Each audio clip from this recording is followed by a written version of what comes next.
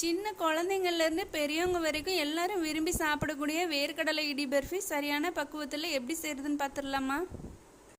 ஒரு கப் பச்சை வேர்க்கடலை நல்லா வறுத்துட்டு அதோட தோலெல்லாம் நீக்கிட்டு மிக்சி ஜாரில் சேர்த்து ரஃபாக இந்த மாதிரி அரைச்சி எடுத்துக்கலாம்.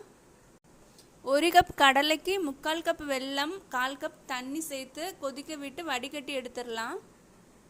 திரும்பவும் அதே கடாயில் ஊற்றி பாகு பதம் வர வரைக்கும் கொதிக்க விட்டு நல்லா வெல்லத்தை காய்ச்சி எடுத்துட்டு கொஞ்சமாக தண்ணியில் ஊற்றி வெளியே எடுத்தோன்னா இந்த மாதிரி மிட்டாய் பதத்துக்கு இருக்கணும்.